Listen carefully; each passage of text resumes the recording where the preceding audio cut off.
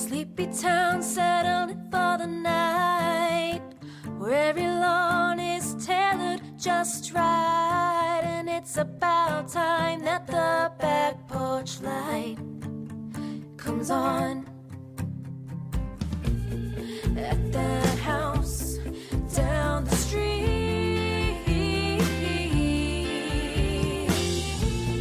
at that house on Magnolia Street. Ooh. We're geeking out. Yeah, we're a little excited. Oh wait, first of all, hey Witch Hey. Hey, Witch Hey. I'm Christina. I'm Justina. Welcome to Magnolia Street, your one and only musically inspired practical magic fans and podcast. Every week, we deep dive on different aspects of the movie and the books, as well as treat your ears. I'm too excited to do this. We treat your ears to our very own practical magic inspired original music. Do you think Becky listened to our music yet? I doubt it. She's very busy. She's got better things to do. So busy. Listen to our bullshit. Yeah. But yeah, today we actually have a very special guest, which we will introduce in a second. But this episode, we are actually revisiting a past episode that we did way back in season 1. It feels like yesterday, right? Very, very long ago. Yeah, it was episode 39 of season 1, and it was titled The Unaired Sudbury TV Pilot. So I just want to take a little bit of a trip down memory lane in regards to that episode, because boy, was that episode the long con, as we like to call it here on Magnolia Street, right? It took us months to produce that episode before we finally were able to edit and release it. The final air date was July 28th, 2023, but this was something that we had wanted to talk about since before we had even launched this podcast, and we launched October of 2022. So like half a year went by before we were finally able to talk about this. Yeah. It's insane. And that whole episode started before it actually started. Like, do you remember before we even launched season 1, we were thinking of topics to talk about for the show, and we had a whole list going. And well, I ventured down the IMDb rabbit hole, and in the trivia section on the IMDb page for the Practical Magic movie, I found the following golden little nugget. So one of the trivia little blurbs was this. In 2004, Warner Brothers and CBS produced Sudbury, a television pilot written by Becky Hartman Edwards and directed by Brian Spicer, starring Kim Delaney in the role played by Bullock in the film, and Jerry Ryan in the role played by Kidman. The series, named for the Sudbury, Massachusetts location of the novel and the film, was not picked up. Interesting that it says that it's Sudbury, Massachusetts was the location of the novel and the film. It was not. It was never mentioned in the book. Nobody fact checked that IMDb. Well, I don't know, maybe the writers of the film wrote it because they didn't fact check a lot either. That's true. Good point. And so much continuity errors, but besides the point, like, I just thought that little nugget was like, what? Had no idea about that until 2022, like September 2022, when we were getting ready our list of topics. I was like, what is Sudbury? I have never heard of that, right? And how long have we been Practical Magic fans of the movie? That was like something we had never heard of. Since we were infants. Right. I thought that was interesting. So upon finding that, I scoured the internet to find more info about this pilot, and I found a podcast called Canceled Too Soon, where the podcast hosts actually did a commentary and talked about the entire 45 or so minute long episode from start to finish. But it's a podcast, so of course it's audio, so while I could hear their take on the episode, I couldn't see anything in context, like what they were talking about. So I actually reached out to whatever email I could find on that podcast that covered it, and they never responded. They like ghosted us. Don't even know if they're a podcast anymore, honestly. So we figured, okay, since we can't watch it, there's not really much that we could talk about, right? Yeah, and it wasn't until months, we're talking months later, you pulled this rabbit out of the hat and you told me that you had a source. Firstly, the lead up to this conversation, I was jumping out of my chair and I wanted to reach through and just shake you. Tell me what was going on, because you had a source who had the whole pilot that we could watch. That's right. And they also had connections to Billy Zane and Of all people. Of all people, and oh my god, so it was just like the gift that kept on giving, and it still is, right? It's like still going now. So we did have a contact, which that whole correspondence was super weird in and of itself. We actually talk about that very in depth in that episode 39 back in season 1. So if you guys want to hear exactly how we got in touch with that person who hooked us up with the Sudbury pilot, go check that episode out. We don't want to use any names because we don't know if they want anything to do with us anymore or this podcast anymore, because they wanted their interview excluded from that episode. So we're Yes. just going to try to do our due diligence, and like if they don't want to be mentioned, we're not going to mention that here, but we do mention it in that episode. So We actually ended up being able to interview them, this contact, on our show for the episode, and it aired. But then months later, they contacted us requesting that we take their portion of the interview out of the episode. So that is no longer available. However, over on our Patreon, it still is if you'd like to hear it over there. Now that portion, that middle section of the episode has our commentary, us watching the pilot and giving our first view. Our brains were melting. So just go to our Patreon dashboard and type in Sudbury and it should come up. Yeah, so you could hear the entire thing there completely, well, edited, but it still has their portion of the interview in there. But it makes me so sad because that was such a great interview and a lot of great information. They had a lot of good stuff to share. But that interview was such a small portion of that episode because also on that episode, we were able to watch the Sudbury pilot in its entirety and do a commentary together, me and you, Christina, in real time. In real time. I just re-listened to that episode recently to prep for this episode. And can I just say, I was cracking up at our reactions because I listened on like 1.7 or 2.0 and we sound unhinged. Like, We are. Who's that guy? Ew, gross. Yes, same here. Re-listening to our commentary on anything is probably one of my favorite things to do because our combined reactions are just hysterical. And I'm not gonna lie, we're a little low-key, a little obnoxious.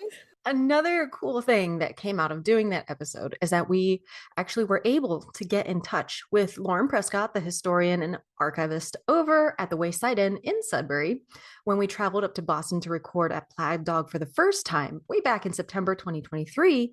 We made a little podcast business trip out of the whole thing. Avi recorded it. He was like, we felt kind of celebrity status for a minute. Lauren gave us a tour of the Wayside Inn grounds, and we got to hear all the spooky stories and the resident hobgoblin and Jerusha Howe, the lady ghost who wears orange perfume and tickles men's feet in her suite at night. I even got to order her cocktail, remember? That thing has been off the menu for years, and the bartender was like, how do you know about that? We're like, we know things. So funny, right? He was flabbergasted. Yeah. He was, yeah.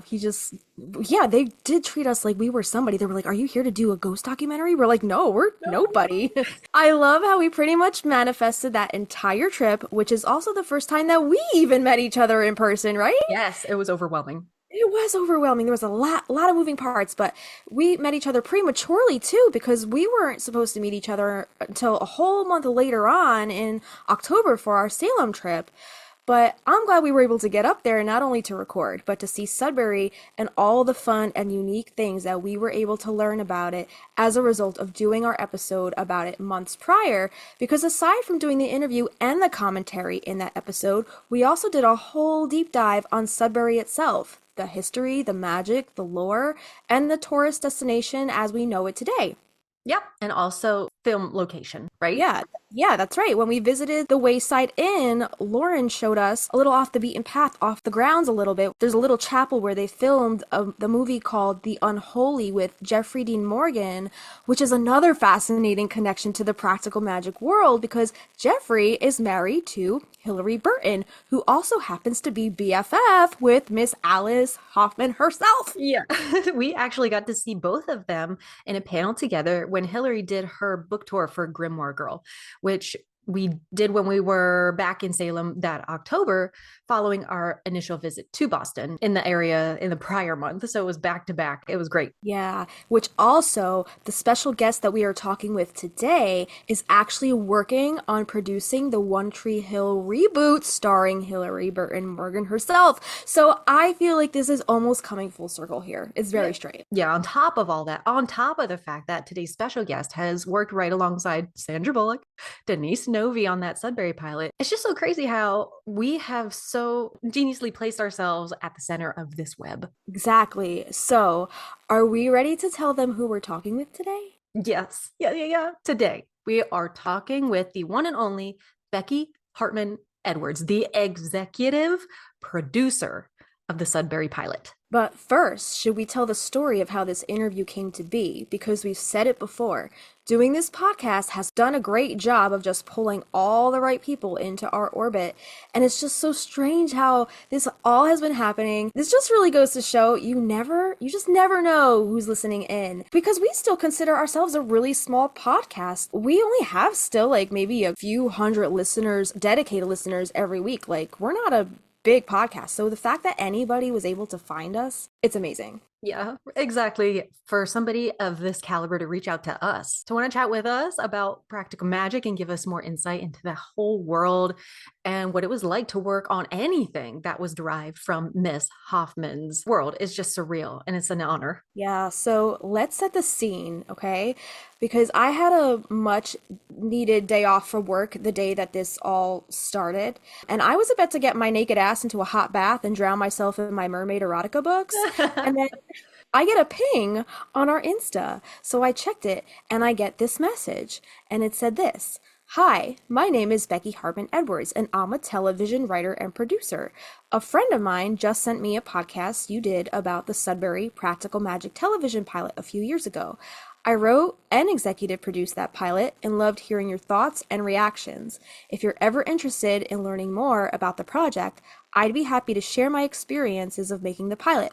The one thing I can let you know is that the reason there is wall-to-wall music is because of a snafu that took place when Warner Brothers, the television studio that produced the pilot, did a DVD output of the first cut.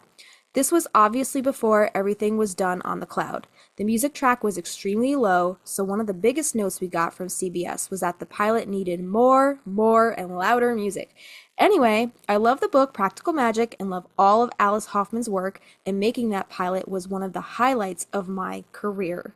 I read that. My naked ass was standing there in the bathroom. I was reading that and I was like, what? I'm naked. What is this? So I was just floored. So one of the things that I loved about her initial message to us was that she mentioned all of the early aughts music. Yeah, if you listen to our commentary on that episode 39, we could not get enough of that music. Oh my God, yes, right? And to spiral off of the mentions of the music, another cool thing we did as a result of that Sudbury pilot was a whole WMSR radio countdown style episode of all of that music from the Sudbury pilot. And it's chock full of Evanescence, Avril Lavigne, Linkin Park, Hoobastank, plus some little Easter egg pieces from not only the Practical Magic film score, but some stuff from the Craft soundtrack as well. So it's a real tribute to like all 90s witch movies and that whole world. And we're going to chat more about the music with Becky once we dive into our interview with her. Christina, I marcoed you from my bathtub and I was like, go check out our Insta right now. Yeah, I can't remember what I was doing. I remember getting the ping and getting like the little like clip at the top of your phone, the preview.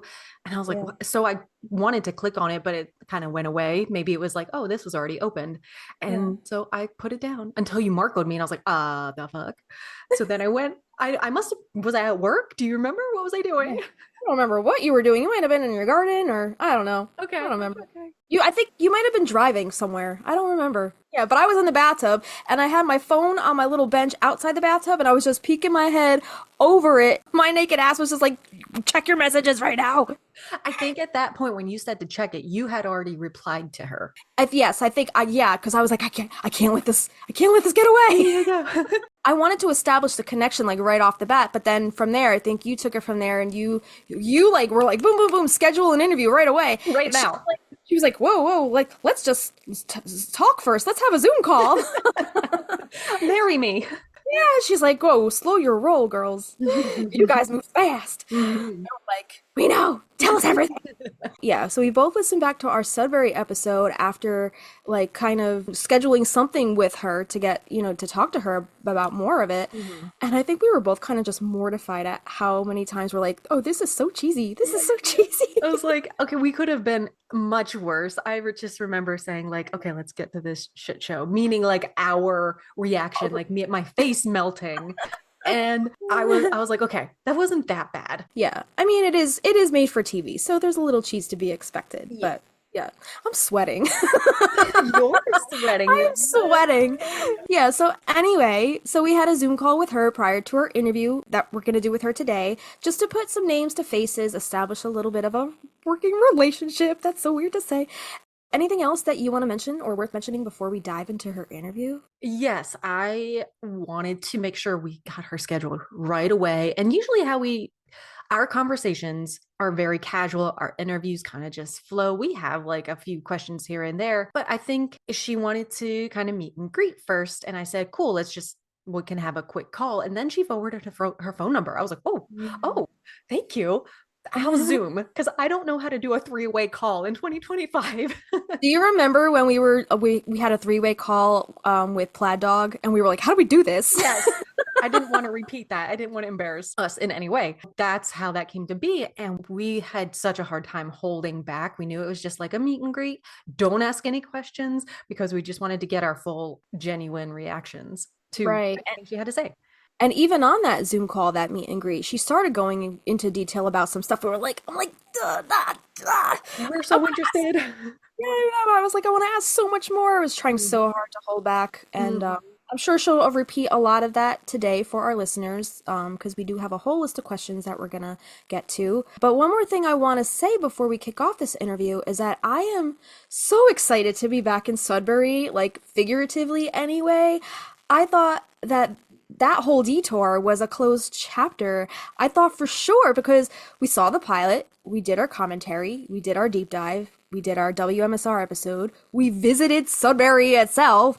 I thought for sure we had squeezed every ounce of juice out of Sudbury, so to speak, because it was just like a one and done pilot episode. It really didn't really have much to do with the actual practical magic world other than it was derivative of the works, right? Yeah. And that Sandra Bullock, was connected in a way, but we were very mistaken. Right. Yes, we were. And that just goes to show that no topic is ever, quote, finished. Initially, we thought we had closed the door on Sudbury. Yep, maybe we did. We just forgot to lock it. And the Wayside Inn hobgoblin of Sudbury creaked it back open and popped his little head in. He was, yeah, he was like, hey guys, I got a Becky Hartman Edwards here. She wants to talk to you. She says she's someone important. You want to talk to her? Secretary. The Wayside Inn hobgoblin is now our secretary. Yes, I love it. I love the whole Sudbury thing coming full circle. It's a very full circle moment for us because we were so green. Episode 1, not that we have our shit together now. It's wild for sure. Yeah, and who knows? It still might not even be done. Who knows? And that's the beauty of Magnolia Street. You never know who is listening, and it's all connected. And nothing matters. And nothing fucking matters. One thing I loved about when we were initially talking with Becky on that first Zoom call, and she said fuck, and then she like tried to censor herself. I was like, no, don't you censor yourself here. You're in a safe space, girl. You could let all the F-bombs fly. You're fine with us. She was like a very kindred spirit. I'm excited to not have to hold back today because I really want to stress, like, we wanted to ask all the questions, but part of me felt like I was being rude, just like not saying anything and just being very business about it. But I'm like, no, Becky, no, Becky, no, we want to talk to you. Yeah, so, and she's also a cat person, so that's awesome. I think, so before we pixie dust in her interview, we just wanted to tell you guys a little bit more about her. So Becky Hartman Edwards spent her childhood moving every year or so, bouncing from New York to San Diego, Cambridge to Berkeley, then Tel Aviv to Newton, Massachusetts. As the perpetual new kid, her two constant companions were books and television, so becoming a television writer was probably inevitable. She broke in Living Color and worked on shows including Living Single, The Larry Sanders Show, Sex and the City, American Dreams, Invasion, Life on Mars, Parenthood, Switched at Birth, The Bold Type, Pitch, Firefly Lane, My Life with the Walter Boys, and Virgin River. And she's also working on the One Tree Hill reboot. Hartman Edwards has been nominated for 3 Emmy Awards and 1 Writers Guild Award. She has also won a Television Critics Award and Peabody Award for her work on the TV series Switched at Birth. And I'm sure her repertoire resume is so much more extensive than that. She's been doing stuff since like the 90s, maybe even as far back as the 80s. I really She's liked that show, Switched at Birth, because the families would use American Sign Language. And I remember, I think I started to watch it because it had a character from Gilmore Girls, the girl who played April. And I also watched Parenthood because Lauren Graham is in it, the woman who played Lorelai in Gilmore Girls. So I remember those two. And I know Firefly Lane got really big. I think it was a book initially. And Virgin River is also a book series too. right. I'm floored. I can't wait to Yeah. tell her, like, I know your stuff. Yeah, and I was a super huge In Living Color fan.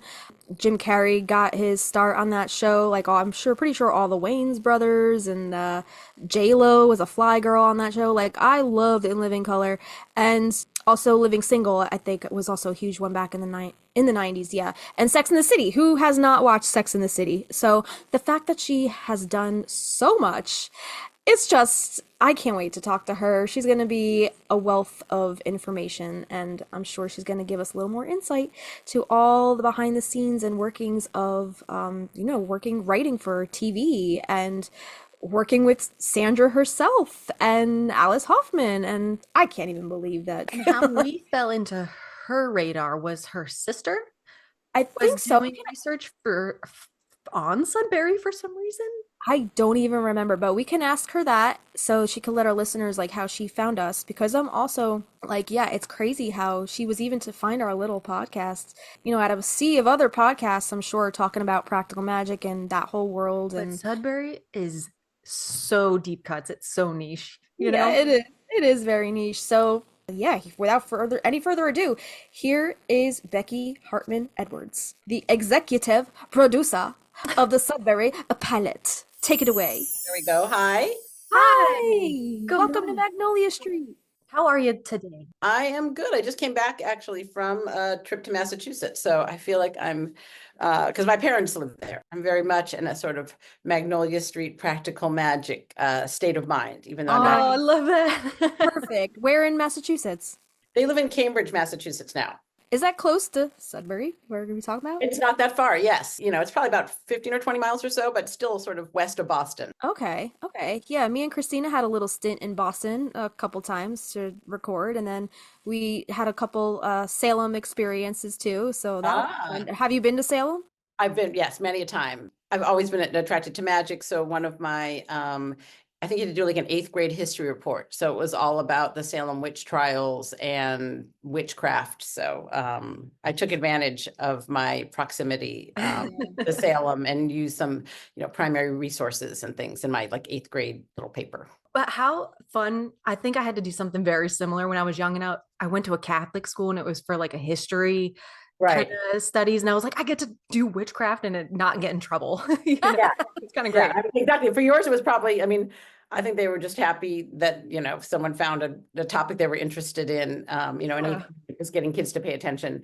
But it sounds like with yours, yeah, there was a little more, a little more loaded, choice there. So where did that interest come from? Not just proximity to Right. which city, but tell us how magic came into your life and where it led you. Yeah, I was trying to think of the first time. My family moved around a lot when I was growing up, and I was an avid reader. And I came upon these books by a writer called Edward Eager. And one of them, I don't remember how I stumbled on it originally, but it was called Magic or Not. And there's another one called Half Magic.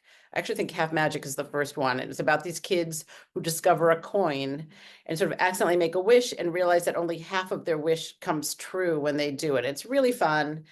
And I think I just was so captivated by the way he wrote about magic that made it feel like it was something that could actually sort of exist. Mm-hmm. And he had a whole series of books. So as a kid who's an avid reader and, sort of voraciously would just go through books, his whole series, there's one called The Wishing Well, where you don't know, like everything has both a real world explanation and a magical one. So I just kept thinking maybe there really is magic in the world, because the way he wrote about it made me feel like there could be.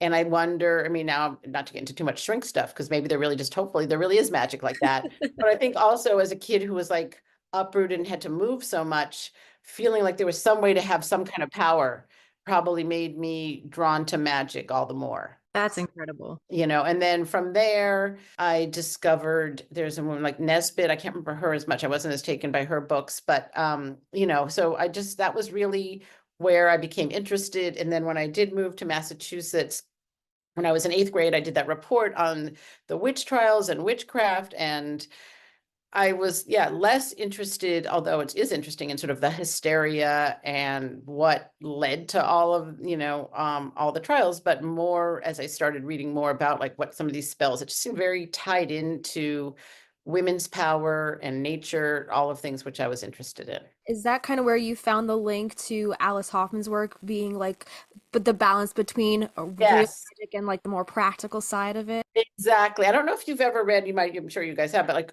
her book Turtle Moon was actually the first book of hers that I read. And there's another one called Seventh Heaven. And I think those came out, whether they came out before Practical Magic or not, they were the two that I read before I read Practical Magic. I think they came out first because I was sort of primed for a while. It'd be like every time there's a new Alice Hoffman book, I would have to run and get it. And Practical Magic just was so beautiful and so beautifully written. And again, the sort of the way the ants used magic and the way that Sally wanted to sort of like, it's not really real, but it obviously kind of was. And then also, again, having been a new kid where you feel like you don't quite fit in, what the girls went through in their town, I felt like I really hooked into and related to way before this project was ever brought to me, a giant Alice Hoffman and Practical Magic fan. I think she also mentions half magic and that same author as being inspirational to her. I wanted to ask you how you feel over the years and different platforms and things, how that very practical style of magic, just how it's presented now. I mean, this is going to be blasphemy, probably, your fans, whatever will come after me. Like, for me, the Harry Potter form of magic does not interest me nearly as much. When my kids were young, I would try to read them the books, and they were not as interested in it either. So I didn't get that far into them. So maybe they would have drawn me in. But to me, that sort of like heightened wizardry doesn't seem as interesting as something that ties into really like, the miracle of life, like, I'm going to sound so sappy, but just the kind of magic that I will feel when I go on a hike through the redwoods and you feel like there's something really, there's an essence there and bigger. That to me is much more interesting than waving a wand, Right. Yeah. I think me and Christina are on the same page with you there. And we've had multiple discussions about this on our show. Have you read every single book in the Practical Magic series? Because the last Book of Magic is more so like the wizardry, abracadabra. It dabbles a little more into that realm. And me and Christina are like, this is a little different than where this started from. Like, we don't understand how it got from here to here. If you ever read those. Yeah, when my pilot didn't go, it kind of broke my heart. So I sort of had to give myself some, it's now been years and years, but some distance from the Practical Magic world. So I didn't read the prequels or the subsequent ones. Did you read Practical Magic before or after the movie came out? Oh, I read it before. I read it like as soon as it came out. Like I said, I had already discovered Alice Hoffman. You guys might know the year. I think was it like early 80s that Practical Magic was written, or earlier than that even? I don't remember. Like 90s. The early 90s, because I think the film came out in 98. Okay, well, whenever it came out, I was already way hooked into Alice Hoffman. So I had, the hardcover book that I, probably like when it came out, read. As I said, if your fans haven't read, I think Turtle Moon is actually my favorite of Alice Hoffman's. It's really beautiful. And I know that's not, that's not where this is, but I just recommend to you who love Alice Hoffman and love that kind of magic and beautiful storytelling. I was a big fan of her way before this project came to me. Well, I want to know how, through reading the book and then seeing the movie, what point were you introduced into becoming a producer in the industry? Well, in the industry was probably more impacted by I grew up a little bit of a latchkey kid watching a lot of TV. I either read or watched TV. So the fact that I became a TV writer seemed like, those spending so much of my free time doing one of those two things made it feel like inevitable that I might write for TV. I loved Saturday Night Live when I was growing up. My best friend and I each had separate babysitting gigs, but we would just stay on the phone and like watch Saturday Night Live, together. And I always, that seemed like so much fun. I didn't know though at that point, like TV writing was actually a career you could have, but it just was something I was sort of drawn to. I thought for a little while I wanted to be a sports writer. But when I was in college, my roommate and I wrote like just this fun little sort of faux soap opera that we would act and, do. And it was very low key. And then when I graduated college, I had a paid internship in a media company, but I ended up doing more in the financial department, which was incredibly boring. So I started taking writing classes at the New School. And it was through those, it was called Monologues, Dialogues, and Sketches, that I ended up getting a job when the Comedy Channel was just starting. Like, this is, again, how old I am. But it was before it became Comedy Central, even. It was sort of a precursor. Oh my And gosh. it was like Comedy Writing College. And Michael Patrick King, who went on to executive produce Sex and the City, was one of the writers. Jon Stewart was one of the writers. Another guy named Steve Young, who went on to do Letterman for 25. So it was really a place to learn. We had to generate so much material every day, these little sketches. And then from there, some writers from there ended up on In Living Color. And when they heard they were looking for female writers, they knew my sensibility and thought it might work. And again, this is, in the old days, I had to sort of fax my sketches, and then have a phone interview. And that's what brought me out to Los Angeles, was I did getting that job. Then after a couple of years of writing sketches, which is the most grueling form of TV writing I think there is, but it's also like boot camp. I mean, you really learn, like, how do you write a beginning, a middle, and an end? How do you write as, tightly as you can, but make every line count? So I learned a lot. And then I moved into half hour television. And I did a few very short-lived sitcoms, and then landed on Living Single, which I did for 3 seasons, and then Larry Sanders, and that introduced me to single camera, which was sort of more like 1 hour in film writing. And then I won't take you through every credit, but anyway, so that was sort of my evolution, while simultaneously reading, Alice Hoffman books whenever they would come out, but not necessarily thinking I could put those two, passions together. It sounds like the stamina kept building. Yeah, I kept getting, so then I moved into 1 hour television. After a little while, I kept running the special episodes of the sitcoms, because I wanted a little bit more emotion. And that was not particularly satisfying because they weren't particularly funny or moving enough. Oh. And I ended up on a show. I did a lot of work with Warner Brothers, and I did a pilot that was a single camera half hour that was very much like, it was inspired by Sliding Doors, called Both Sides Now. And it was about a woman who, in one reality, re-meets her college boyfriend. She's in a grocery line, and in one, a product falls in and she gets kicked out of the express line and ends up meeting him. And the other, she goes through and misses him. And so you got to explore what her life would be like if she'd been married or single, which, as someone who was recently married, I was sort of wondering.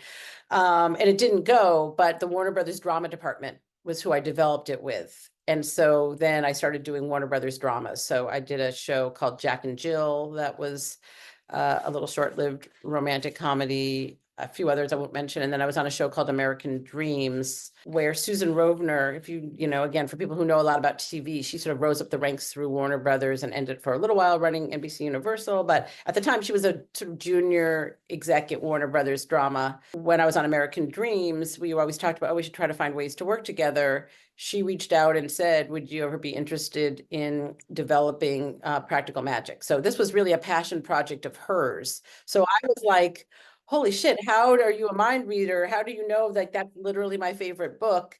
So it was just a perfect, Full combination. circle moment. That is amazing.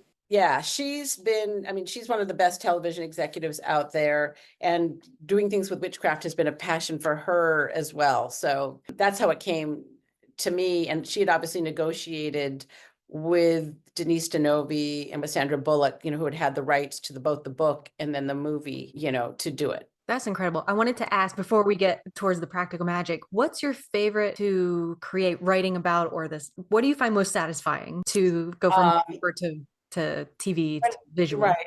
When I'm developing my own, when I'm doing my own pilots and stuff, I really love writing about families. I think those dynamics are both endlessly relatable and unique. And I just am interested in the dynamics of parents, children, spouses, so I was like, that's very general, but some of the favorite shows that I've done that I didn't develop, because most of my pilots have been written, but none of them have gone to series. So, they're they've been about families, but like American Dreams, which unfortunately is not available because of music rights issues, but that was about a family in the early 60s and watching the changes of the 60s hit that family, and talk about somebody who went to Catholic school, watching the daughter Meg dance on American Bandstand and starting to push all these boundaries. That was one of my favorite experiences of a show I didn't create.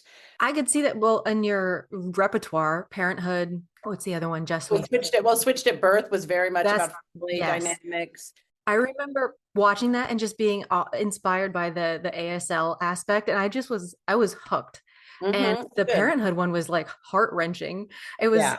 very real for sure. And Yeah. Firefly Lane has also that has a also hits family home. dynamic. Yeah. And even shows like Pitch, which you would not say is a family. You get to watch her again. You may not have seen it. That's about a female baseball player. The team is like a surrogate family. And you look at her family background as she became a pitcher. And again, it was a very short one, only 9 episodes, I think. But that was one of my other favorites. These very like specific relationships. Yeah. It's interesting to see paralleled with the viewer, you know?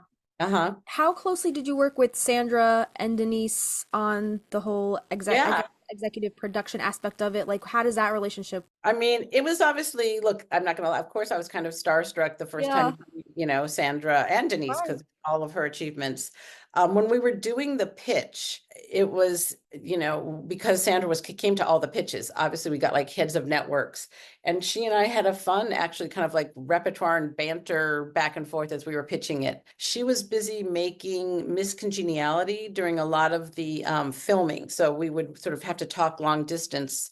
Denise came up to Vancouver for some of the shooting and gave great notes as the script was being developed. She's so smart about story and about writing. The story sounds like it's very close to both of them still. Yeah, exactly. So, I mean, it's something that we all shared a real passion for. And so, yeah, I mean, as I said, Sandra was very involved in the pitch.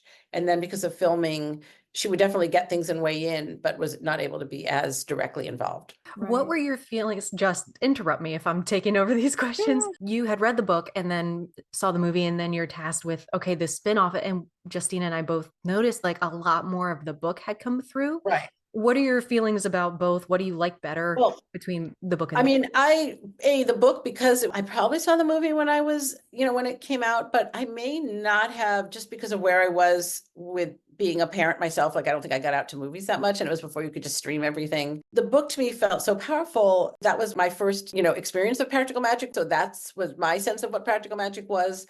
I really liked the movie, but the movie sort of felt like, okay, it's this thing already that exists. To just try to do it again, but on TV, it didn't feel like it was going to be sort of fresh enough. And I felt like there was sort of more to be mined if I stayed closer to the book. There was definitely changes I had to make for making it a TV series. But I just thought that it sort of my understanding of it was closer to that, because that was where my first experience of practical magic was. With the other people that you were collaborating with, did they feel the same way, like going more toward the book was? I think that's where some of our conversations came. I mean, I don't think anybody was like, we must do it like the movie, and and I'm like, no, we must do it like the book. I think as we were trying to find solutions, there was like conversations about different moments from the movie that might translate really well, and then different moments from the book that we thought would. I definitely wanted to keep a little bit more of the way the Jimmy story was told in the book. I obviously had to make some choices because you couldn't bury the body. It had to come from like the ring of his, but I sort of liked the roses and the blood and the weirdness. I think that some of that's in the movie, but like the possession part just I wasn't as drawn to as the way that I think in the book they get rid of him. Even the archetype of Jimmy is very different, like from the film to the book, which cool. And yeah, I like how you guys kind of brought the book aspect back around. So can you explain to our listeners, I'm sure they're dying to know, why did you guys decide to use such an obscure name like Sudbury and not just go with the well-known practical magic? Well, I was trying to look back in old drafts, and it was called Practical Magic for many, many times until it actually got picked up to be shot as a pilot. And I still don't know the reasons, and it's interesting because I'm friends with Nina Tassler, who was the second in command at CBS at the time, but Les Moonves was. I don't know if there was research or he just had a distaste, but it's like, you can't have magic in the title. Like there was some crazy rule that was just mandated that I couldn't. It wasn't like a rights thing. There was some, I don't know, someone had done some research, or maybe there was some focus group. And honestly, if it had gotten picked up to series, they were going to go back and call it Practical Magic, because I think they realized calling it like your New England town was not going to bring in the fans. I tried a bunch of different names. And because the way they described the town in the book, it reminded me, I lived in Newton once we moved to the Massachusetts area, and I did sports, and we always played Lincoln Sudbury in, the various sports that we did. And when we would head out in that direction, it felt like that town just reminded me, the feeling of Sudbury, that when I'd been there, reminded me of the way the town, which I think was unnamed in the book, felt. Right. Yeah. So I just decided that should be where, I mean, it's a weird name. It's not a pretty name, really, Sudbury. Kind of like, so it's like, but it just was, it helped me envision what the town was going to be like. So it was really sort of a stand-in title that at least lasted as far as the filming of the pilot. As I said, if it had gone to series, I think we would have fought valiantly and gotten to have it be Practical Magic. Did you go there to like do research and stuff about the actual town and stuff? Were you able to do that before writing? I didn't have to go to Sudbury to write, because I was living in Los Angeles and also working on the show American Dreams. But because I grew up around there, like I knew what it felt like. I know what these small New England towns. I went up to outside of Vancouver. I couldn't find, sorry, I know I looked for the location, sheets. I couldn't find those, unfortunately. But, there's some small towns outside of Vancouver that we shot at, that I went to scout, that made sure that they felt like a small New England town. So were there any challenges in translating Practical Magic's tone and the world building into episodic storytelling? Oh, yeah. I feel like the book has both a darkness and a lightness and a romance. And I very much want to try to capture all of those. And I'm not sure this pilot completely succeeded in that. I mean, that was what I was definitely going for. But, opening on the scene with Jimmy and Jillian and where he actually slaps her was definitely kind of controversial. Instead, it's a very dark tone that we debated quite a bit.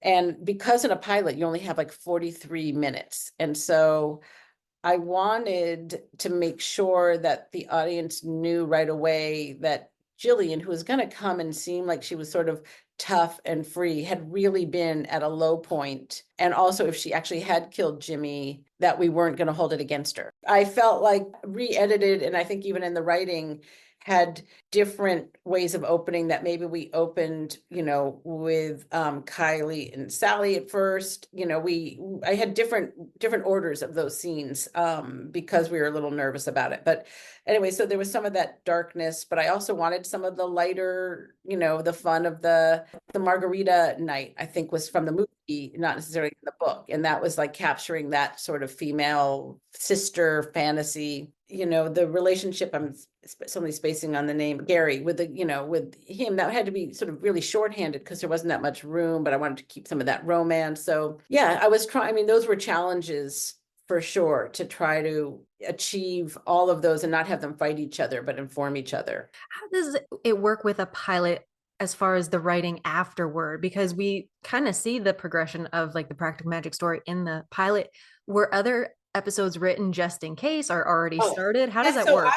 I was lucky enough that, the pilot, again, people who know about TV, this is back when it was network TV. So there was like sort of a very serious rhythm to it, which is that you usually sell your pilot idea in the fall, you write your outline, you write your script, and then sometime in somewhere in January, it gets picked up to series. You do your pre-production, you shoot it in March, maybe slightly into April, edit it, and then you have to turn it in for May for them deciding. And Practical Magic was the very last pilot picked up. And it was picked up, and it was called a cast contingent pilot presentation. Like, I think there was a lot of support for it in CBS, but the head of it was a little more dubious. And so I'm not sure this is relating to the fact that you asked about all these other questions, but it's okay. Other episodes. But so it was sort of barely even going to happen. And then I think they were so impressed that it had half the budget that most pilots get. But they were so happy with it, they said, okay, we're going to pay you to develop 3 more storylines and scripts. And so I had some amazing writers, there was Gary Glassberg, and then Ian Biederman, and then myself wrote 2 of them, and then did an outline for the third. And I was going to follow the Gary and Sally romance. I was going to have Kylie sort of have the fun that sort of like what happens when someone discovers they have a superpower and follow that. But one of the mandates from CBS, and I think one of the reasons it ultimately didn't get picked up, was they wanted to have, because CBS at the time was really known for their procedural shows, like the Crime of the Weeks. So they sort of wanted a magic case of the week. So I was going to try to use the one from the book about the woman who wanted the married principal and then ultimately lost her voice. So that was in Irene. the second, Irene. that was in the second episode. Oh my gosh. Oh, you're I right. Irene has no chill. Irene. So She she has would have made an appearance, but I did find sort of balancing the emotional family stuff. That's really where my heart lay, with more of these sort of magic cases of the weeks felt like a challenge. And I feel like CBS ultimately probably felt like I obviously didn't do it to a level that they wanted to ultimately get it picked up. Such a bummer. We would have loved to like see more of that play out. Absolutely. And the angst from Antonia's, it was spot on. I was like, oh my gosh, they can do so much. Yeah, no, her dynamic and having Jillian come back and having Jillian sort of try to fit in back into the world, and watching Sally finally come to grips again with her magic and dealing, one of the things that I wrestled with a lot was the curse, which I know was a giant part of the movie, and it felt like it was part of the book, but not as much. And I'd say that might be where there was a little bit of, not even a giant creative difference, but sort of to what extent was I going to explore how do you fall in love if you're afraid the person's going to die, versus more like how do you just handle all these powers? So I was sort of exploring some of that in those subsequent episodes with Sally and Gary as they were starting to fall for each other. We're still trying to figure out that damn curse. Because it feels like it takes a while. Like you get to spend a decent amount of time with the love of your life. Is it curse or is it just life? We don't know. Right. I never know. I did want to ask, why did Sandra decide not to step back into her role of Sally for the show? Oh, because I mean, she was certainly at the time, like now doing TV, movie stars do it all the time. She was making Miss Congeniality. She's probably one of the most in-demand, actresses. I mean, still is, but at the time. And if you tie yourself up with a network television show, you're tied up for 5 years for, 8 months a year. So she wouldn't have been able to have the film career that, she has. That's true. Yeah. Are you excited about the new the announcement for the new movie coming out? Very much so. I really want to see where they go. And in a way, because I haven't read the book, I actually think I can kind of be surprised by it. Yes. Yeah. I think you should. Yeah, we did hear that it's more based on that last Book of Magic book when they're much older. It's like flash forward in time. It is going to be a little different than what we originally saw in the 90s. Definitely agree with the other 3 books that came afterward. It was very much more Harry Potter based. I don't even know in the book if we see any like specific magic being done until the very end, which is when the aunts are like just making the lime and lye to dissolve the body. Right. Justina and I, do you remember when we were watching Sudbury and Antonia's in the car and like the leaves are doing their thing? That's magic, but it's not. It's a natural, elemental thing. We love that. That everything was sort of tied in with you could feel like it was a natural element. Exactly. I loved it. Yeah. That they are tied into the power of, even just from the very opening shot when like sort of the newspaper, the wind blows it up to their doorstep. Yes. It's pretty magical, but it also could just be a lucky wind. Yes. Whoever you cast as Aunt Franny was immaculate. Remind me, is Aunt Franny the one with the dark hair or the light hair? Dark hair, yes. Okay, so that was Dixie Carter, who's an amazing actress. If you look her up, she was in Designing Women, some other great shows. And then it was, I think Sheila Knight, she was another, they both were really accomplished actresses. Sheila Knight was very recognizable. I had seen her in some other things. I couldn't pinpoint it, but I'd never seen.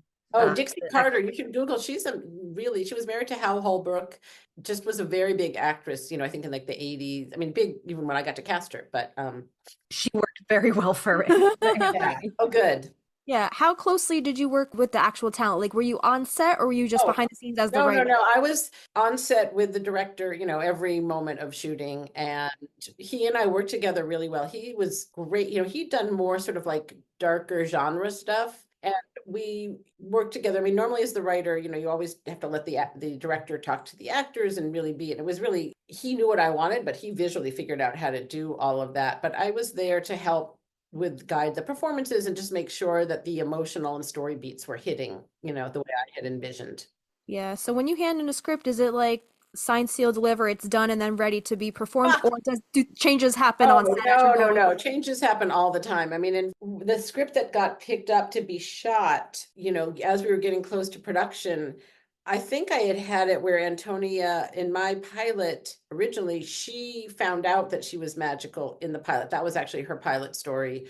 And they were like, no, we want her to already know. And I had to really come up with a new Antonia. This is already Oh my goodness. shot, but I had to come up with a new one. Then there's a lot of practical realities, especially, pardon the pun, but because it was a pilot presentation, so our budget was very, small. I don't remember how many days. Pilots usually get to shoot for like 14 to 16 days, and I think we had 8 or 9. Like, we had way fewer than you usually get. Can you remind us why there were fewer days and like your budget was halved? Why? How come that Because fell on you? I think what it is when there's scripts or things that there's some support for, but maybe they're not like, oh my God, this is definitely going to be a hit. That's why I said it was cast contingent and a presentation. They don't want to totally spend all this money. And I think they wanted to make sure I got cast that was worthy of their time and money to shoot it, that had it gave it a better chance. It was something that networks did on shows they want to take a little bit more of a flyer on. And so that was why they gave me less money, which means you get less time. Were there any near cast actors that had read for you that ultimately didn't make it? I mean, we had a number of very talented actresses read, but ultimately we offered it, to Kim Delaney, who was coming off of NYPD Blue and Army Wives, and who's fantastic, and then Jerry Ryan, who had been coming at that point off of Boston Public. Those were both actors that CBS was very high on, and so they read the script, and then I met with them and told them, more about their character and how I thought it was going to work. And so they agreed to come on. But there was some really wonderful actresses that their names now elude me, but that came to read that would have been fantastic as well. But just, I think we're not quite as well known. The first actress cast was Kat Denning. She did come in to read for Antonia, and we loved her. So we put a hold on her. We weren't allowed to cast her, until we knew who our Sally and our Jillian were going to be, to make sure. But she came in with so clearly a talent that we, were like, let's try to make sure we get to keep her. I was gonna ask, was she already, I don't know like what her career was like at that time, but was she already established at that time, or was that kind of like the kickoff for her? I think she was maybe coming off of a show that she had been like a smaller role on. I mean, she had to come and audition. It wasn't like an offer. So our casting director knew her. And I think CBS knew her enough to say, like, yes, you can save her, but she wasn't a household name or hadn't been the star of a show yet. Right. Yeah, no, she was great in that role, Oh, right? I loved her in that. Yeah. Before you landed on anybody solid specific, were there people in your mind that you were keeping your fingers crossed, like maybe this would fit what I'm envisioning? I don't know if there were, part of it's because in my head, I either had the voices that I sort of envisioned from the book, or I had who's a version of Sandra Bullock or who's a version of Nicole Kidman, although Jerry Ryan is very different than Nicole Kidman. And I think I changed a little bit how Jillian, like her lines, because of Jerry having sort of a little more sort of edge and a little less flightiness, Yeah. Me and Christina had a whole conversation. Didn't we talk about that little Easter egg, the conversation about the spin and spin and spin? Right. The way that both of them delivered the same kind of monologue, Right.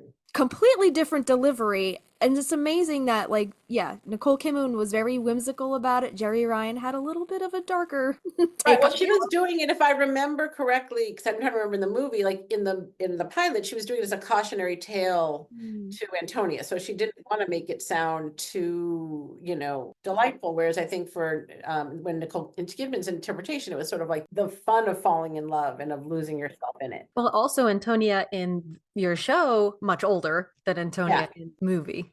Yeah, exactly. And right before school. This is a before school conversation. Jerry Ryan's got to get it in.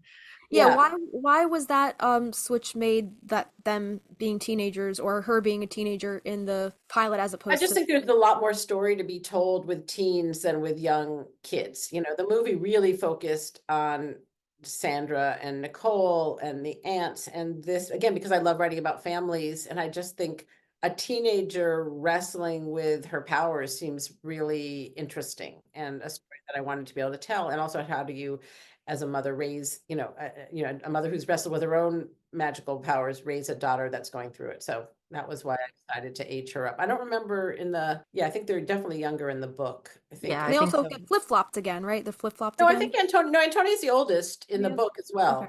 Right. I'm wondering why they did that for the film because they switched their names because And the hair color, right? and the hair color. It I might like be that that. maybe they cast somebody who like they liked who was blonde as older, and then once they did, they decided to keep the name. I'm not sure. All right, so it could have came Yeah, down to casting. We always wonder that, like, why between the book, the film, yeah. and the Sudbury pilot, But it's yeah, always why they changed with the girls? Because I stuck to in fact I double checked. I think that was in one of your questions. I went back to the book. I was like, no, Antonia is older in the book. I was, I Yeah. stuck to okay. that. Yeah. Yeah, Okay. absolutely. It just gets so confusing.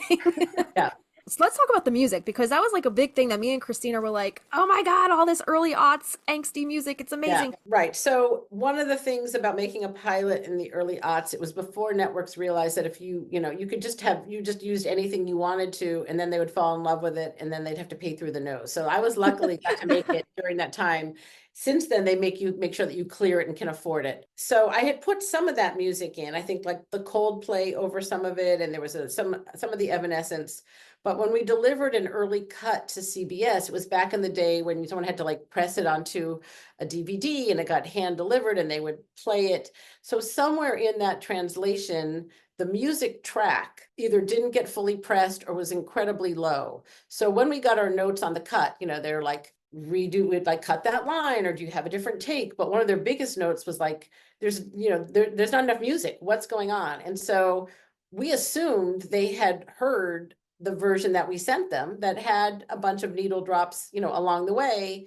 But we were like, I guess we need more music. So we just started putting it in everywhere and cranking it up. And so, I mean, that is one of the regrets I have. I mean, I like it, but it feels almost like a music video. There are places I that love it. we could have not had music, and I think the scenes would have played as well, but they were that, we only learned after we had already delivered it that is what happened. Because then when it finally sort of got played, one of them was like, wow, that's a lot of music. We're like, you asked for it. What did so Right. we finally got to the bottom of it. But that's why the version that anyone who's able to find the bootleg can find has as much music as it does. Well, Awesome. we loved it. Okay, good. I mean, We it was loved all it. fun music to listen to, and it Oh helped my with the God. tone of that sort of edgy, tone. Yeah, it was so nostalgic, like watching that too, like, right? That was such a moment in time. The music then was so good. Spoke to us. Yeah. Yeah. And I also wanted to mention the little musical Easter eggs that you left for us in a couple of the scenes. You guys used a little piece of Alan Silvestri's score from the Practical Magic Oh film, yeah. as well as some I think that's how you say their name, Graham Revell's score from The Craft.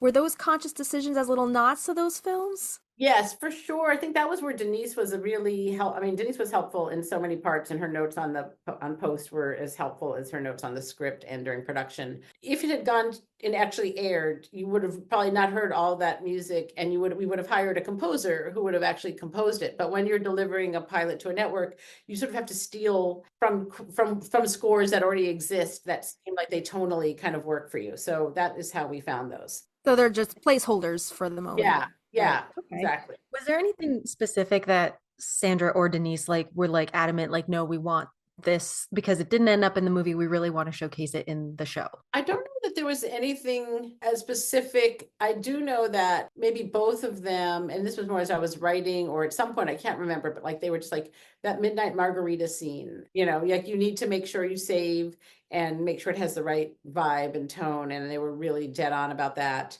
And similarly with the spinning speech, I think they were like, that goes there well. So there's more things from the movie that I think they felt could really help in the pilot. And I didn't want to feel like I was just stealing from the movie. I was a little nervous about doing that. And they encouraged me at places to go ahead and not be shy about doing that. Is that why the Midnight Margarita scene in the pilot wasn't like a whole musical kind of number? It was more of like an intimate moment between the sisters, right? I mean, part of it's the first time the two sisters get to see each other. So it was kind of fun, but also pilots, you have to try to accomplish so much in such a short time. So you feel like you're sort of shorthanding. So you see them kind of doing it and having fun for a little bit, but then you also need to understand where some of the tension, is coming from. Yeah. We got to get the dialogue. We got to get the story. Yeah. We got to get the next scene. Yeah. Yeah. So how much of that film was like on location? How much of it was on a soundstage? Yeah, no, every pilot I've shot is always just on location because you don't bother building sets if you don't know it's going to go to series. That's way too much of an investment of time and money. So we found a really cool house, again, outside of Vancouver. And the aunt's house was a great Victorian house, right in Vancouver. I loved that house. was Scouting this beautiful. old Victorian. So all of it was practical. Again, pardon Yeah. the I want to jump back to like the Jimmy and choosing to make him more James Hawkins, less vampire Dracula. Is that just going along with the authenticity of the book, or did you feel like having him portray like this rusty, dusty guy, there was more capacity for like violence? Or because opening with that scene is so Right. striking, it makes it very we're in this very realistic scenario that probably other women have been in. Yeah, again, I think it was that my sense of James Hawkins came so much more from the book. I had sort of I wanted it to feel real. And I wanted, again, the theme for me, which is not that different from the movie, but was really about women's power and reclaiming your power. And I felt like unfortunately, relatable situation is for women who are in abusive relationships and how Yes. do you escape those and how do you reclaim your power? So that was the story I really wanted to tell for Jillian. One of the places where I think our limited budget and time really shows is in that sort of, it's my least favorite thing, like the little battle against the rose bush that sort of represents Jimmy and his voice back and telling her like, I'm never going to leave you and I'm whatever. And her really like finding the strength to vanquish him. Mhm. So it felt to me that starting out in a situation that felt real, like unfortunately sort of realistic, would help tell that story better. Yeah. So would he probably would not have a continuing, that character probably wouldn't have He made it died, right? back? He He's died. dead? Yeah. He died? Okay. I wanted her to sort of vanquish him in the pilot so she could sort of start fresh now in town and start to rebuild her life here, and start to her getting into a healthy relationship with someone. Okay. That was my next question. Did you see her kind of falling back into those old patterns? I mean, I think men still will fall for her. I mean, I sort of love the way in both the book, where like she can fall easily in and out of love.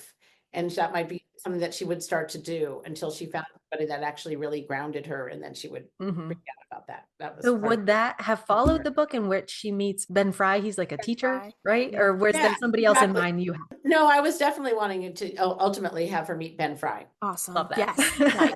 Yeah. Ended up I with him. like the focus for the pilot was Jimmy, then he's like done for, and then moving on. I like that. Mhm. Yeah. I like that a lot. Yeah. I did have a question about the character of Gary though, because in the book and the movie, he kind of was like officer from the other side of the country, and he came over to the East Coast Right. to find Sally. In the Sudbury pilot, he's more of like a local officer, right? Well, he had just moved from the Southwest. That was, again, you're trying to sort of both use how much location you have and how much time. And so I didn't feel like I had time because you wanted to know that Sally was going to have a love interest. I didn't have the time to sort of show this guy coming from, and also I had it so that Jillian and Jimmy had been closer. I think in the book and movie, doesn't he die sort of in the Southwest? And that's what makes Gary come. I don't remember. Right. He's like a Southwestern local. Machination. Yeah. Mhm. So I tried to do a little bit of a nod towards that where he's like new in town, I think, and so, but that was why. I love that he is all about Sally. There's no question that he likes her. Yeah. I love that. I did have a question about another scene question. The motel scene, was that shot the same motel that Sally goes to save Jillian in the movie? It looked really similar. I thought they shot the movie, is it in Bainbridge or someplace like do you guys, the more about the movie or you remember more? I mean, it may have been, again, all of these things were within driving distance of Vancouver. I'm thinking it's a different one. Yeah. It could have been because that was the Pacific Northwest is where they shot the movie, right? So Right, it could have been. right. It might be. I thought they were like on an island off of Seattle. San Juan Island. Or one of the San Juan, I think so. So It's probably a different one. I feel like there's a number of rundown motels. Yeah. I was just like, hey, that looks the same, right? When we were doing our commentary, Christina was like, is that the same hotel? I have to ask her about this. Are there any moments from filming or behind the scenes or like experiences that like stand out to you that you remember very vividly that you want to share? Another one that is the same one with that rose scene, and it was supposed to be pouring rain. And so we had these tanks of warm, it was like we were shooting all night. Oh my And God. poor Jerry Ryan had to be out there in this storm. And we had tanks of warm water, but I feel like we were running low on it. Like it was pretty miserable. And it was one of the last things that we shot. It might have been like the last day or two. So just for me, I remember that the sort of grueling nature of that particular one. And the fact that's what I said. I feel like between the special effects that we didn't have the money for to do or the time to get it right. So just I do remember just the exhaustion, feeling a little guilty that she had to be out there, with these with this rain just being dumped on her, especially once we ran out of the hot water. I have to give it to like actors. They're such troopers. We think their lives are so glamorous. They have to do a lot of grueling stuff for these films. Yeah. How was it working with younger actresses? The one who played Kylie? Yeah, Gage Golightly was also fantastic. I thought she was really, really good. I got very lucky. The challenge, I can't remember how old Kat Dennings was at that time. She still had her mom, so she might have been under 18, but there's a lot of restrictions, for how long you can film with kids, which is a good thing.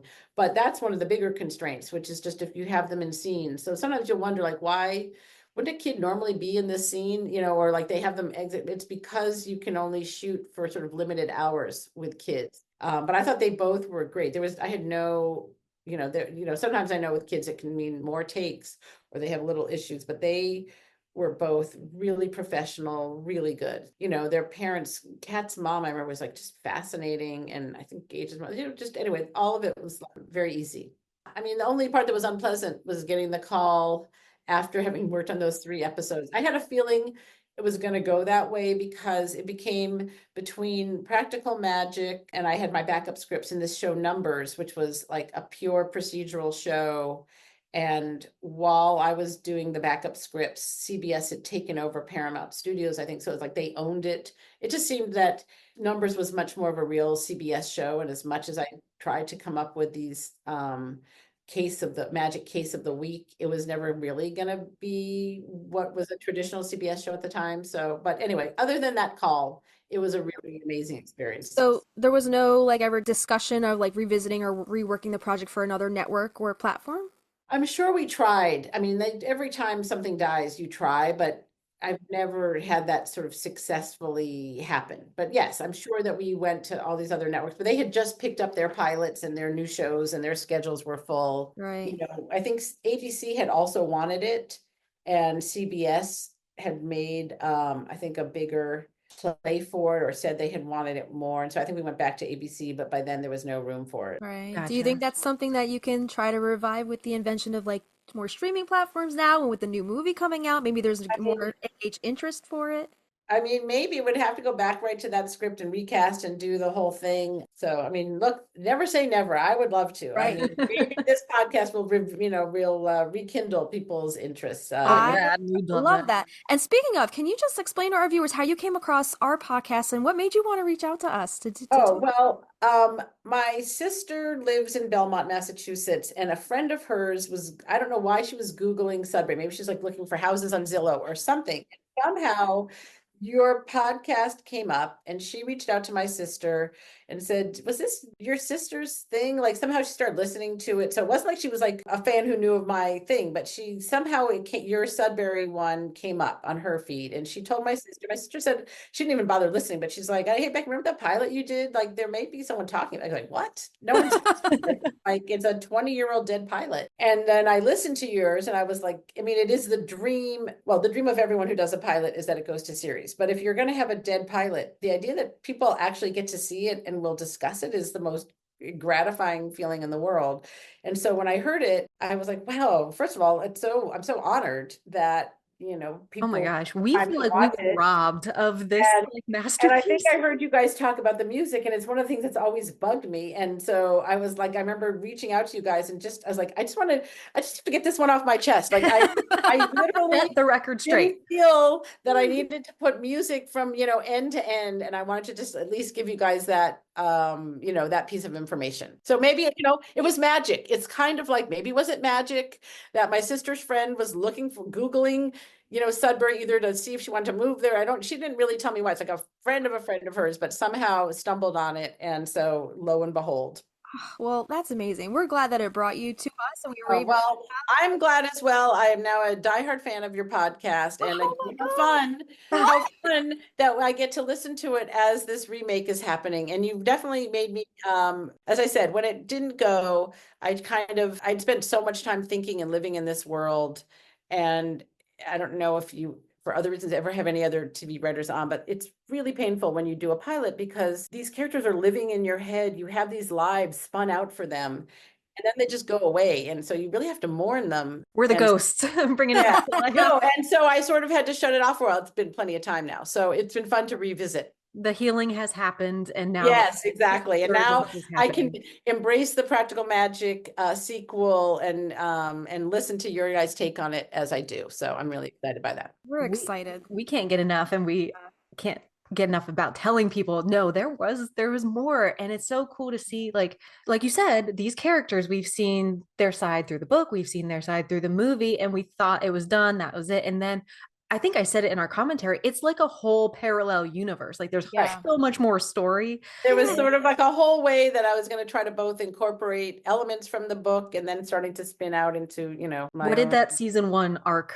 look like? Not just for Jillian, because it sounds like she was Jillian was going to end up with Ben Fry and then, be terrified about the curse. I honestly don't remember now. This is terrible. I looked, with Sally. I feel like Sally was going to get a little wild. Like I sort of thought there might be a little bit of a role reversal because Sally spent so much time being so tightly wound, throughout her backstory that as Jillian became a little more grounded, it would give Sally a little permission to finally let loose a little. Oh, were her and Gary gonna pursue their little romance, or was Gary gonna succumb to the curse? I was torn about that. I think it depended on how that actor landed. I think he might have he probably, you always, again, maybe I'm now blurring what you have to do for streaming, what you have to do with network, get together, and then he would have been in some kind of accident and you wouldn't know if he would live or die, tune into season 2 and go, did the curse work or not? That poor guy. That's how you do it. Yeah. What would you have done differently?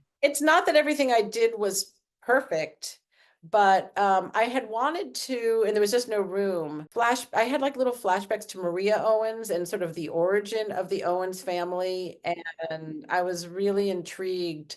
That's probably back to my Salem witch report, but by the origin of the Owens family lore. So that was one thing. If I had had more time and space, I wanted to try to weave in. There's a lot to pull from. Even now with 4 books and a second movie coming out, we have endless hours of content to just keep talking about. It's exciting. It is exciting. Yeah. How do you feel about, we got the Alice Hoffman books. It was going to be the TV. How do you feel about a musical? I think it'd be fantastic. I think there should be every form. It's it's a universal story that lends itself to so many different formats. And I think you can never tell the story of Sally and Jillian and their magic enough. Well, do you feel like you're more one character that you connect, or is it a rainbow effect and you feel that you've written for each of them, but is there one that you're more drawn to? No, I really feel like you put a piece of yourself into each one of them. I felt like at the time I wrote it, I think my kids were, let me think, what's the year 2004? So they were 5 and 7. So there's the part of me that felt like the mom who had to keep everything together for the kids. There was the part of me that had been, had some wild times that felt like Jillian had certainly been, thankfully, never in a physically abusive relationship, but in some pretty bad relationships that I stayed in for too long. And Tonya certainly as a teenager who felt like an outcast, I felt, so I put myself into all of them. That's the fun of writing, is you get to really explore other sides of yourself. I don't think I was as perceptive as Kylie. I think that was just a made up part. I wish I had the ability to know what was happening with people, but I didn't. That was something I just had to sort of draw more a little bit from the book. I love the little spell book that you guys used in this one versus the original. The one in the pilot was a little more whimsical, I feel like. That was our prop department, although I think you guys caught this which was, again, they had to fill it out. Everything was done so fast. And she's flipping through. And I think there's a couple of like blank pages because they had to sit there and write, like stuff in case one sees it. But That's a lot for just they- a pilot. Yeah. yeah. So, but I mean, that was definitely one of the other things I wanted to fix. So yeah, if there's another thing I would do is I would make sure that spell book, every page looked filled. I don't know how many other people, I mean, we have just watched and rewatched the No, movie I noticed so it in much post. that I it's like- noticed it. We tried to fix it. It was one of those things where like we would have paid a special effects people to put something on it. Was there another project besides Sudbury that you wish had gotten more attention? There's a project of mine that I wrote. It didn't even get shot. It was based, again, because of like my ties to the Boston area, and this might be more detailed. You can always cut this out of the podcast if I'm rambling on too much, but it was around 2013. The Boston Marathon bombing had happened, and my sister had been at the finish line, like and left about half an hour before the bomb went off. Then, there was that horrible shootout. Again, you may not have followed it that carefully, but my parents live in Cambridge. My sister lives in Belmont, and where there was like that shootout where they finally found like, the younger brother in the boat was like, I was following that. It's the first time I really discovered Twitter where you could follow things real time. So that was super stressful for me because it was really like all of this action was happening so close to both my family. And then one of my best friends from high school lives in Cambridge and told me, which was the most shocking part, that Jahar had gone to high school with her daughter and had been one of the like nicest kids, one of her nicer friends. Like he had come over and like helped clear the table and done all these things. And there was that Rolling Stone cover where he just looked so young. And my son was getting ready to leave for college. And so I had a lot of different things roiling in me from sort of knowing how close my sister had come, wondering, I'm sending my son off into the world and wondering, like, did we give him enough value? Like, what happens to them? And so I came up with an idea for a pilot. What would happen if I was the mother of a kid who became a terrorist, and I made the kid an eco terrorist because I also wanted, like I said, I have to be able to understand every character. And so for me, climate change and global warming are such existential threats that if I was ever going to, this will now the FBI will use this, but don't worry. If I was ever going to become violent, at least I would understand the rationale that somebody would use to do that. And also I felt like this kid would have come from a family that had like your sort of traditional liberal values, and suddenly he went off to college and got involved with some extremists. And so I had, it's called Far From the Tree, and it was really exploring, what would happen. This kid was involved in something where he was really just targeting like some oil execs, and it happened to be at an event that his family was near, and his mom's a nurse, and she doesn't realize at first she's treating some of the victims, and she looks up at who they think the suspect is. She's like, holy shit, looks like my son. And then the epiphany, like, holy shit, that was my son. And then how does it affect the whole family to have this? And then the son reaches out in a very clever way. He has a phone call with him, and it's very emotional. Anyway, it almost got to be shot at Fox, and it was the year that Fox didn't do pilots. And then Scott Rudin found it and tried to redevelop it. Like, it's come close about 3 different times of people trying to develop it, because it does just like take off and go. And it was, I felt like I was able to bring all my motherly angst and confusion to the character, that what she would feel, into all the characters. So that was one that definitely got attention. It's still a script that helps get me a lot of work, but unfortunately never got to get shot. We know you have to go. Is that something that could be translated into book form instead?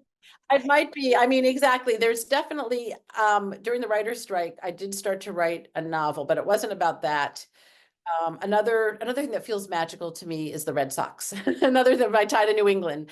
And similarly, again, when moving to Newton in 8th grade was a really profound thing for me. And this was back in the day when you could really afford, you had parents that just let you run wild, and you could afford to go to baseball games. So my best friend and I, when we were in 8th and 9th grade, would babysit and then just go to Fenway Park and sit in the bleachers and have guys buy us beer. And it felt like my first love. Like, I really fell in love with the team. And it was the year that they had like a 14-game lead. Then they lost it to the Yankees. They fought their way back, and they had this 1-game playoff where Bucky Dent ended up breaking their hearts. And then somehow the next year, my friend Heather and I still ended up showing up, like, sort of, you go, they're going to break my heart, but I'm going to find a way to fall in love again. Yeah. So I was writing a novel, and I need to come back to it once I have time, sort of about that summer where you follow their relationships and the families. And following that same sort of arc of this baseball season emotionally, like building up to these highs, these big disappointments. So that goes along with your sports writing that yeah, you want it to exactly. be. So that would be, if I ever can find the time to finish it, would be the novel I would write. And I might try to do the Far from the Tree one too, but that was a very specific time, and it's hard to these days in particular to live in such a dark place for that long. So I kind of like living in falling in love with baseball. Yeah, of course. Yeah, me and Christina have found our kind of own ways to like tune out the world every so often because it is very heavy right now around the world. It's just too much. We disassociate so, into Magnolia Street, and we don't even live here.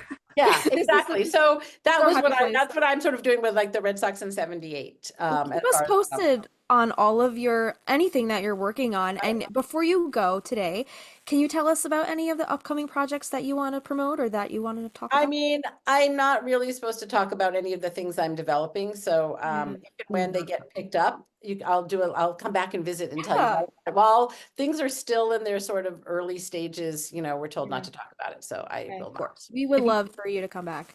If you ever want to talk practical magic, please. Oh my God. We can, I'll happily come back once the sequel comes out, and we can compare takes and things. So thank you. It's really nice to just meet people who love this material as much as I do. And thank you for reminding me about a really special time and project. It really means a lot. You did a wonderful job. Thank you for sharing it with us. And we can't wait to talk to you again. Yeah, all right, wonderful. Created something very special. We'll talk to you soon, hopefully. Talk to you soon. Bye-bye. Bye. What? Wow. What? That was amazing. My face hurts. She's so awesome. bad. I know. I was like this the whole time. Ah. I can't get this like smile off my face. I didn't know how much time we had, to be honest. I was like, maybe an hour, but there was so much other stuff. Like I was like, breeze through those questions. No, you did. Yeah, we got through them, but there was like all these little avenues of other stuff she was saying. I was like, tell me more.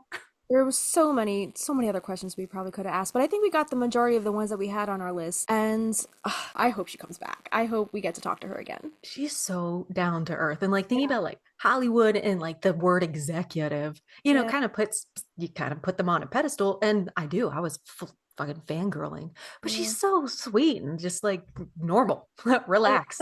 I love how she was saying how like she was fangirling about working with Sandra and Denise. Yeah. Right? Everybody gets starstruck, right? We all get starstruck, and like, they are just human beings, just like us. They're just people. But oh my God, it's still like really, that was cool. That was cool.